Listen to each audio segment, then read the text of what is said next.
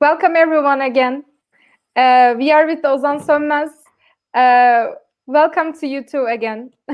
How are you? Good. Excited. Third day. I think this is the middle of the sessions. This Yes, is kind of. the 5, 10, 12, 13th session. Oh, crap. This is the 13th session. So but I hope I don't bring bad luck. Let's not jinx the whole thing. I'm excited. This is something I care about, the topic of teaching entrepreneurship. And also, right after this, we're going to do another session with a dear friend of mine who's currently teaching in UC Berkeley and also had the pleasure to study in Harvard while Clayton Christensen was teaching. So, but we'll have to wait for Mark to come in about half an hour. But before that, let's talk about how we can help teachers teach, or if anybody else can teach. Well, actually, it's kind of an exciting topic. So today's sessions are kind of when we combine all of them together, we can see kind of like a really big proportion of the education, tomorrow's education puzzle, maybe.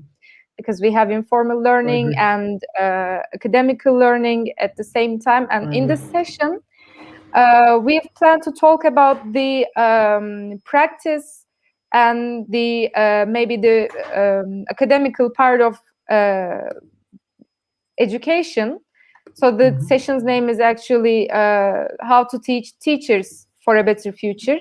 So would you like to explain your opinion about especially the situation of academical entrepreneurship? Like, how do you see it and how do you define it? Let's move on after the definition. That's a good one. So the entrepreneurship, the whole idea of teaching entrepreneurship was delayed for a long while because a lot of the times people were under the impression that entrepreneurship are traits that you are born with. So if you're an extroverted person, if you are charismatic, if you are a geek, a nerd, that's how you become entrepreneur. And a lot of people, especially I think in the 2000s, were comparing the very successful entrepreneurs of our time, like Steve Jobs, Wozniak, Bill Gates, Elon Musk, founders of eBay, and everything else. Like when this whole .com boost bubble kind of boosted in 2000s, a lot of people were not looking very good on entrepreneurship.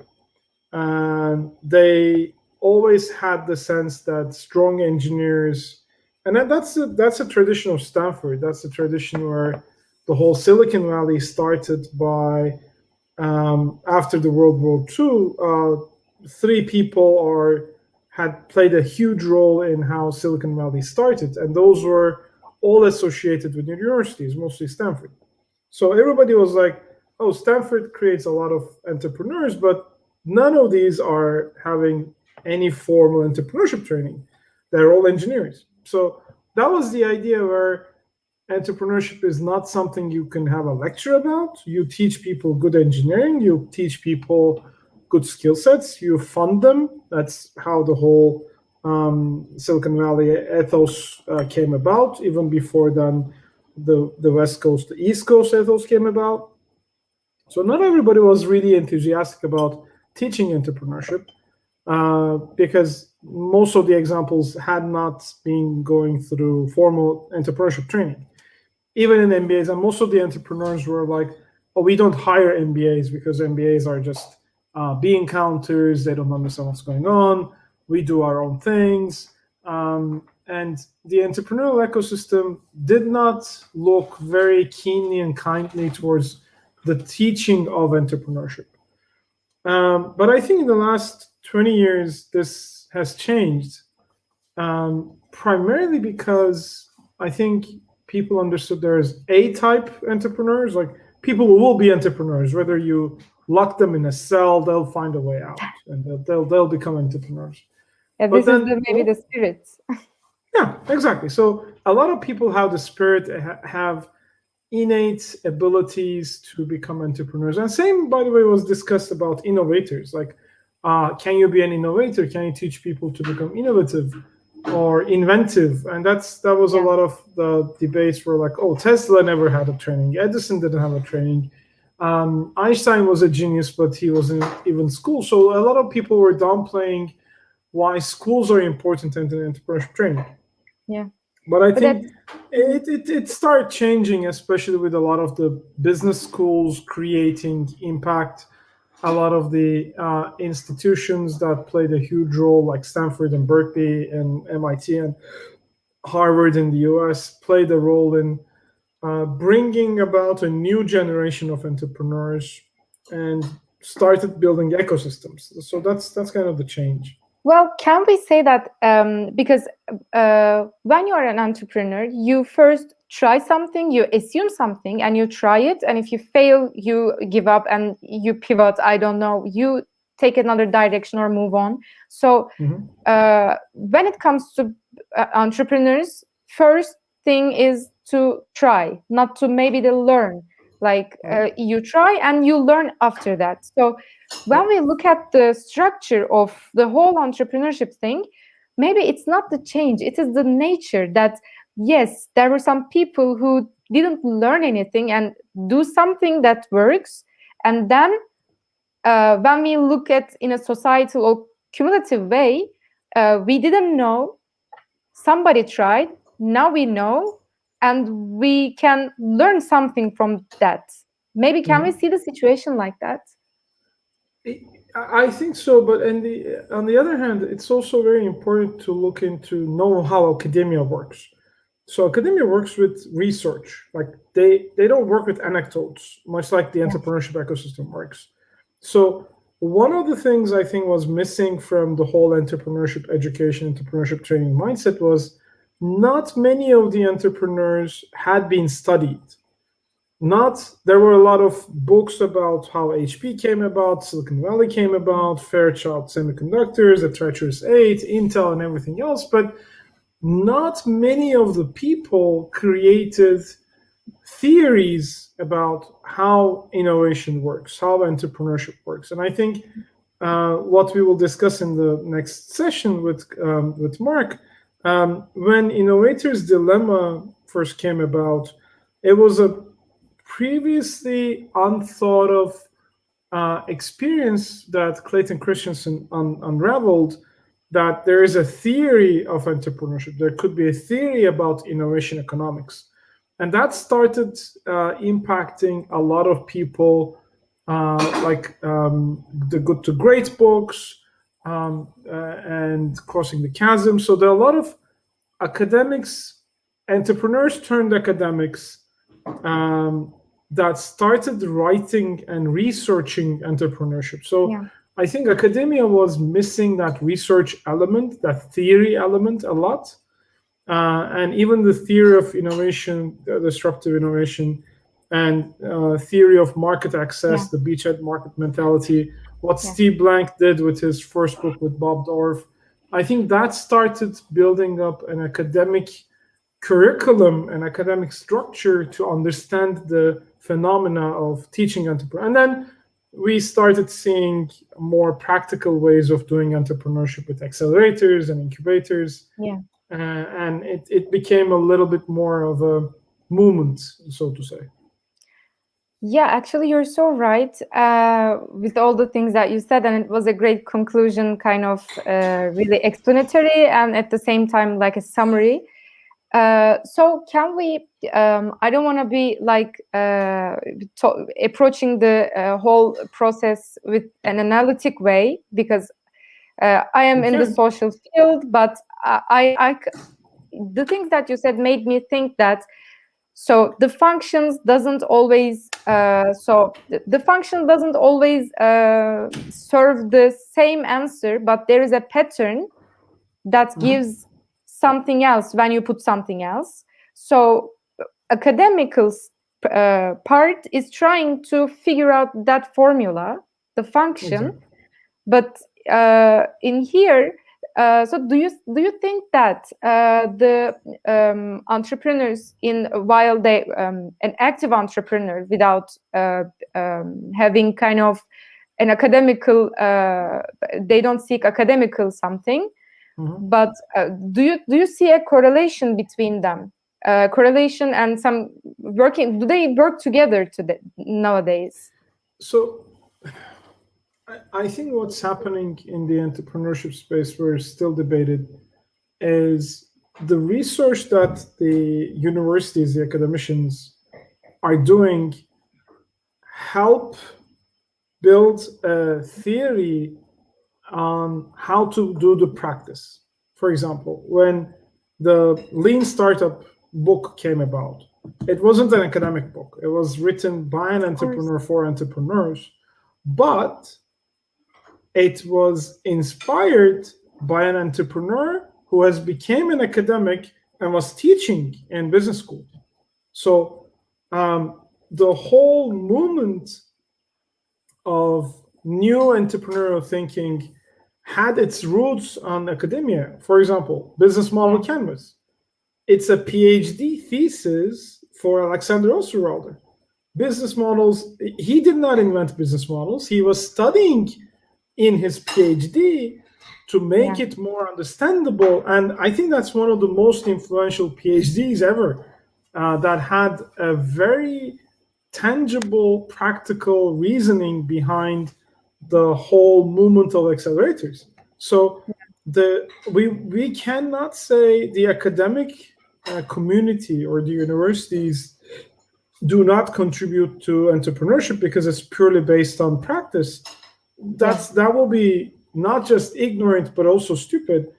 But on the other hand, we can also not say that the academics are building the theory by doing research mostly. They're doing research, but they need people who have done this in the field, who are real entrepreneurs, that they need a lot of feedback from. I think that's why most of the entrepreneurship centers are placed under engineering departments of multiple universities, because that's where most of the entrepreneurs came through, and that's where most of the entrepreneurs will come through going forward. So in that sense, the academia uses the skill set and the networks they have to research the entrepreneurs that probably went through their own doors, then come up with theories, which then starts getting trickled down to practice by entrepreneurs. And that became a nice reinforcing loop. As we learn more, people research more, and we learn more and we research more. That's a nice through. So I think I strongly believe in a lot of places there are good research being carried forward, empiric research being carried forward through the success and failures of entrepreneurs. And although that's not super available in Turkey, there are not so many people studying entrepreneurship academically in Turkey. I think it has a huge impact on the global entrepreneurship ecosystem, going through research, learning through research, and then coming back and making practice. Regular Eric Rice stuff. Yeah. I think that's quite valuable. Well, we have a question just as relevant to our topic. So Ozan is asking, how should we spread the entrepreneurship educational institutions of Turkey? Well, that's a question I'd struggled maybe 10 years ago, before I moved abroad and started doing this in multiple universities in Middle East and US. I think we need to understand that the higher education system, let's divide it to universities, post-university, or universities or pre-university. So I actually don't have much hopes on the universities leading the entrepreneurship education. There are a lot of universities. People get into universities quite randomly. Many universities don't do any research. Many universities Yeah. don't have enough faculty to carry forward. Even the mundane teaching tasks are carried forward very poorly in the university environment in Turkey. So actually, I have very little hopes in a big change in the university education sector having an impact on entrepreneurship. They would not even. I mean, we discussed this in a recent Clubhouse event that we do every Monday. That and our conclusion was even the richest family-owned universities, family-built universities, are spending so little on entrepreneurship. It's embarrassing. So let's put that aside. I don't think there's much to be done there. If the top 5 GDP creators who own universities in Turkey are spending very little on it, if they do not create university student funds to invest in student entrepreneurs, actually with cash, not with just desktop and whatever, I don't think that's a mindset we can change. Yeah. Maybe it's because the academics in those universities or the presidents of those universities are pretty focused on research. They don't too much care about spending some budgets on the university startups, but that's a shame. Let's leave that aside. But I'm more interested and more enthusiastic about high schools playing a major role, increasing the major role in giving their students the ability to experience entrepreneurship during their high school years. And I think that is very important. Like we did Startup Week in a high school for the last 2 years. We were one of the few ones that did that. There are lots of hackathons joined by high school students. Yeah. There are a lot of university, pre-university students joining in competitions, business making competitions or entrepreneurship competitions. And I think because high schools really understand closely what parents need and what parents actually care about is creating a future for their children. And Yeah, a most of the safe parents, house, maybe. yeah, and most of the parents are, I think, realizing the fact that having an education, university education, is not going to give their children a safe ground anymore. I mean, Well, it has completely changed in the last 20 years since the whole university environment and the high school environment in Turkey had been disrupted significantly. Exactly. For example, my department is kind of not directly related with the entrepreneurship, and sometimes I am running that kind of events and etc. And my father always says that, okay, don't forget to pass your exams. And I am saying, if you want me to get a great grade, then be sure that I will be unemployed. I'm just saying that to him, and he said, okay, and he goes like, okay, be sure you pass though. And that's kind of a traditional thinking. Even if they are supporting me, they feel that they have that urge. And maybe we should for example, for my children and my the people who are the same as age as me will not have our children will not have that kind of a problem, maybe other problems, of course. But we are in a really important transition, maybe, because as you mentioned before, from the 2000s with Airbnb, Facebook and everything, a whole new business making, a way of business making is arising.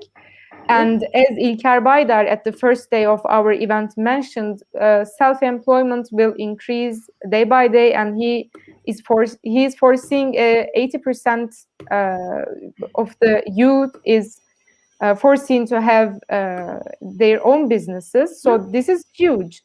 So it is. So let me share one thing, if I can manage that. So I hope you can see this. Yeah, we can. So this is very important. I mean, I really, for the last 2 days, World Economic Forum had been doing a webinar series on reskilling and the getting back the jobs. I Yeah, think this is very important. Like this understanding, the shift in understanding from degrees to skills is going to change what the shape of working class will look like, what the shape of the future of work will look like. This is from the Jobs Reset Summit. It is like I'm 42. My parents are like 72 plus, 70 plus. When they were growing up 40 years ago, when they were going to universities, going into a university was a pretty big deal. Like, not many people were able to go, not many people had the ability to go, not many people were able to go, and not many people were able to graduate. And then after they graduate, there is almost 100% probability that they would get a job yeah, in either state or in the emerging new businesses, like these new holdings that were being yeah, created back in the 70s, 60s, and 70s. I mean, when I was graduating from Middle East Technical University, I didn't think ever if I will be employed or not. I knew I would find a job. It was just a matter of, should I work in consultancy? Should I do this? Should I do that? Multiple opportunities. But that is not going to happen going forward. Like, I've been working for the last 20 years, graduated in 2001, and for a very long time, when you graduate from a good university, you really didn't have much to worry about. You would find a job, whether they will pay you enough, you'll like to change. So that was not too big of a deal. But crisis after crisis, technological change after technological change, and the recent one is, of course, the pandemic. It has really been quite agreed upon with many industrial specialists that the way jobs are being found, the jobs are being created, is completely going to change. And it's not about if you will be, as recent graduates, if you'll be able to find jobs, but the World Economic Forum estimates 40% of the workforce that is currently working need to be reskilled in order to continue having jobs. So it's not only will you be able to find a job or not, it's will you be able to keep learning as time goes on to be eligible to keep doing what you were hired to do for the first time. And this is a huge number. And I think what I care about and why I care about entrepreneurship training is, and as Ikar was saying that as well from a professional perspective, we really need to teach people to build jobs, to create their own livelihood, yeah, and to actually create scalable technology-based entrepreneurship endeavors. Because existing companies will not provide enough jobs, governments will not provide enough jobs. So we only have creative industries, entrepreneurial endeavors that will support the growth of the economy. yeah. While you're talking about that, I think that the core of that change is being open to innovation. Would you like to talk about innovation a bit more? Because So, there sure. are even in the academical world, there are some discussions about should companies need an innovation department, or is innovation is something that should be all over the company? For example, it's kind of a huge discussion even in the entrepreneurs, active entrepreneurs, and in the yeah. So what do you think about that? So I think the buzzword innovation is, we are in a transition period in the terminology. Companies who are afraid that they will not be viable or they will not make sense try to recreate themselves temporary solutions like creating an innovation department, maybe doing a little bit of corporate innovation or corporate entrepreneurship, blah blah blah. But I don't think most of these companies are equipped with the right decision-making tools or are equipped at all. So innovation in the corporate setting is something that's like an oxymoron. If you have a growing sustainable business model, it is really, really, really difficult to persuade a lot of people, especially stakeholders, shareholders, owners of the company, to do things a little differently because, oh, we did this back then, it was difficult, but now we're able to do it. Why should we change it? People look into it like we can lose a lot, and they lose perspective of what they can actually gain a lot by doing something different. So I have absolutely almost zero hopes on corporates changing their mindsets, enabling people to make a difference in existing business models. Yeah. Because it's against the nature of the corporation to do this. Therefore, unless corporates are really serious about this and spin out divisions or entities that will not report to anybody in the large corporation, they will be independent. We call it submarines instead of the large Titanic. They'll just have small boats trying to navigate to new waters. It will be very difficult and kind of ridiculous to expect change to come from corporates. Corporates have the advantage of distribution, have the advantage of profitability, have the advantage of having a large known brands. They can use those, but they usually are afraid to lose those. That's why they can't actually make a lot of change through innovation efforts. Of course, there's examples, but we see more companies dying at a faster rate than we see, and we see new companies emerging at a faster rate. So old companies are not increasing, they're dying. New companies are growing up, and that's actually a path forward. I wouldn't bet my horses on corporates becoming very innovative and changing something significant in their businesses. Well, at the same time, the new generation's expectations about their work lives are changing. For example, most of my friends I am talking about, they're like refusing to work within those working hours, and they're saying that, okay, I can do whatever I can do my tasks whenever I am, wherever I want. So this matters. Because people don't think that money is everything right now. There are a lot of young people who turns down a high percentage of salaries, high amount of salaries, just because they don't think that it's their dream, or they don't think that they would be happy in this company. So companies need to change and need to innovate, maybe, because this is the expectation. I mean, I hope companies don't change, and it forces more people to build their own future. That was a nice turn. It is going to happen. More people will start becoming entrepreneurs. More people will start realizing that there are actually no structural reason why corporations do not change. It's just the head of people. And we'll start seeing this more and more. Again, through WEF, there are a lot of corporations in the United States now who is recovering from COVID with very strong vaccination policies. A lot of the HR departments are struggling.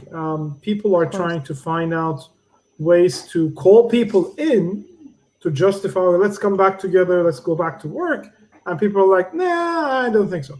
I'm happy where I am. I can come to the office a couple of days, a month, maybe one day a week, but I'm not going to come to the office. You should not expect me. We were able to do things, and most of the companies who caught the wave of COVID and the new generation technologies increased revenues, increased their valuation. So they were like, we haven't been coming to work for the last 18 months, but we're doing pretty well. Why are you trying to ruin everything? I have my setup at the house.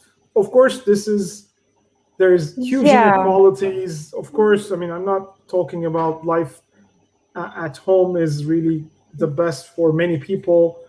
Yeah, because connectivity is a problem, schooling is a problem. There are a also lot of remote working. inequalities going through. Yeah, also It's a remote cultural thing as well. It's working. very difficult. Yeah, exactly. Especially it's that. But when we look at the previous year, it's not only working from home. There are also maybe there's a pandemic, and maybe it could have been more productive if there wouldn't be such health danger in our minds in all over the world. So but yeah, the thing that you said is also answering the point and clarifying it. So also, before we close, I have a final question about the Sure. youth that is watching us. So if you're watching this, you're obviously an entrepreneur. So what would you recommend the young entrepreneurs to take the lessons, entrepreneurship lessons that they are they've been joining at their schools or from the internet to their practices? So how should they approach? Do you have a suggestion or Yeah. recommendation?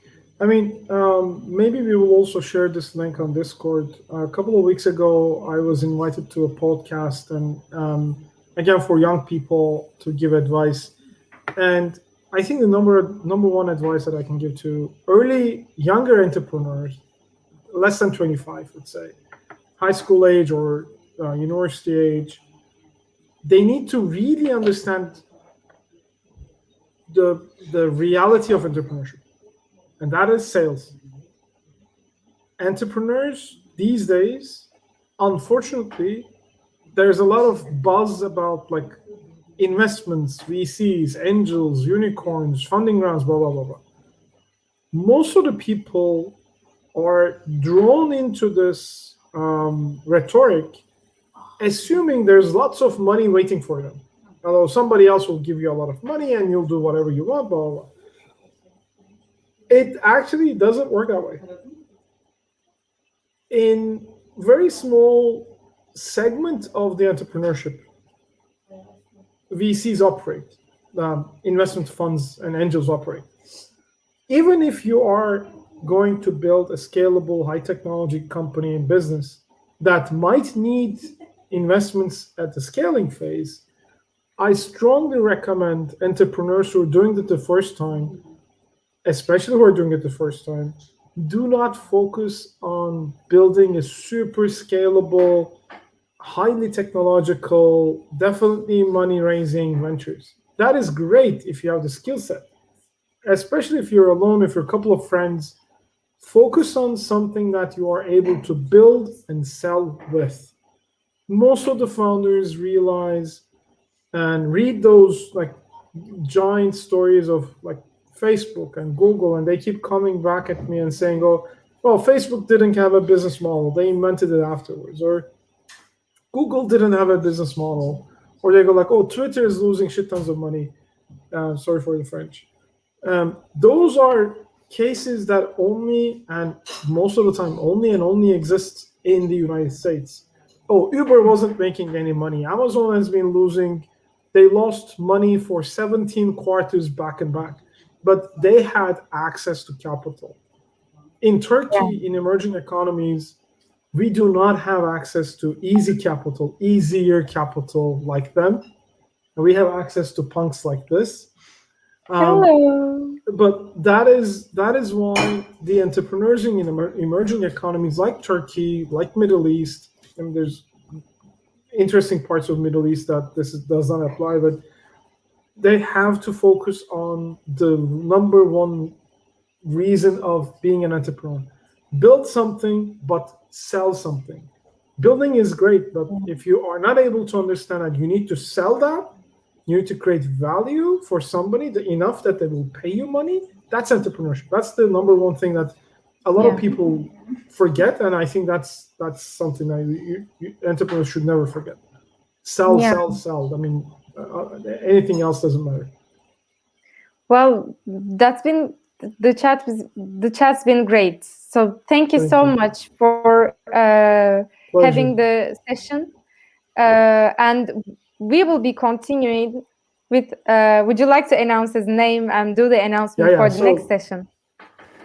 In about a couple of minutes, now I'll be the moderator to a really good friend of mine, actually a business partner that we're building Sage with, and also we're collaborating through YellowX. Mark Searle, the founding director of Innovation Accelerator Group, who spun out of UC Berkeley.